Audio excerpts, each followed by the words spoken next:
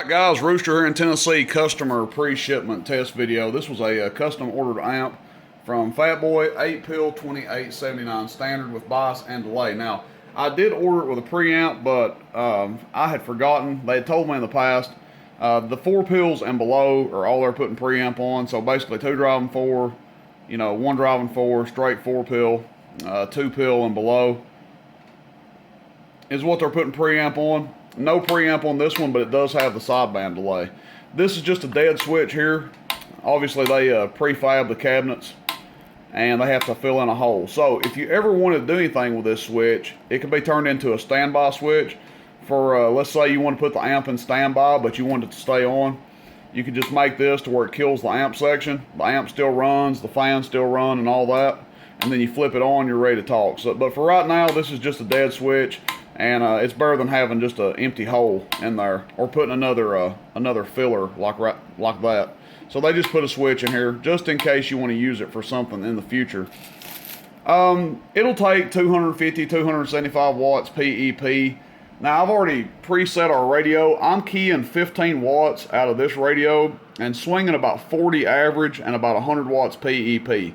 But the dead key going in is 15 watts for reference. Now when he gets this thing, it may be a little bit different. He may put a little less into it, may put a little bit more. It just depends. A lot of things can mess with that. Different SWR, can change the level of drive needed. The voltage obviously is a big factor. The amount of current that he is supplying it with, he may have a better power source than me, so he may end up just putting a little bit less power into it and getting more dead key out of it. Overall, I would run the dead key on this amp between 300 and 350 watts. PEP, swing into it, PEP. I need to drink some more coffee. Overall dead key of 300 to 350 watts. Now, as far as swinging into it, PEP, 250, 275 on peak, on average, around 100 watts average. So just keep that in mind. That's about what I would be putting into this thing. Again, we're going to underdrive it. The main objective here is just to make sure the amp is functioning before it ships. Just a quick test with the RFX29 that's been getting a lot of playtime here recently. Again, 15 watts dead key, 100 watts swing with 40 watts of average power swing for those that keep up with that. 14.7 is what we're testing at. It is dropping down to 14.6 when we key down, so do keep that in mind. Probably a little bit less by the time we're getting to the amp, but we'll see how it does here. Sideband delay, obviously functioning.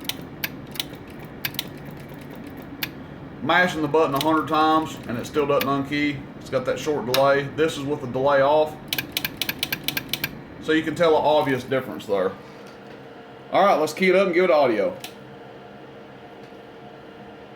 Audio. Bounced up to 80 for a second. Hello. Oh, it's 76, 77 amps, something like that. So this one is drawing more than what the Carl built was, but this one is also biased for sideband, whereas the Carl built amp was not. It had no biasing in it. So you can expect these to draw a little bit more when they're biased. We've got a 2500 watt slug in here, so we're going to be looking at the top scale. That 5 is going to be 500. The big hash mark before it is 250. So again, 15 watts on this one is giving us right at a 250 watt dead key. Now I can roll that on up a little bit. There you go. And again, that's probably 16, 17 watts going in, getting us about 275 or so. Ooh, right around 500 on the audio. Ooh, about the same as the Carl built. Just a little bit less. Again, that's only 40 watts average going in, and we're seeing almost 500 average out. PEP, check, check, check, check. Audio 1, 2, 3. PEP, audio 1, 2, 3. Audio 1, 2, 3. Audio 1, 2, 3. Audio 1, 2, 3. Audio. We'll call that about 1150 to 1175. So doing a good job. Right there in the parameters that we expect. Now, with these Fatboys, generally when they have them biased, they do show a little bit less on PEP. It's not a significant difference. So if it wasn't biased, I'd probably expect around 1200, 1250 out of it, but about 1175 with it being biased for sideband. Again, not a big difference. Nobody's ever going to hear the difference in that on the air. But that's been a continual thing with these with the Fatboys is when they're biased for sideband, they do tend to do a little bit less on PEP. But that's it. We'll probably get this one shipped out to him tomorrow. I do owe him a little bit of money because he asked for a preamp, and this one did not come with a preamp on it. So I do owe you some money, Russell. I'll send you a little refund when I ship this thing back. No big deal there. And that's it, guys. Fatboy 8-pill 2879 standard with bias, sideband delay. There's the back of it. You've got your lug on the back. Pretty simple thing here.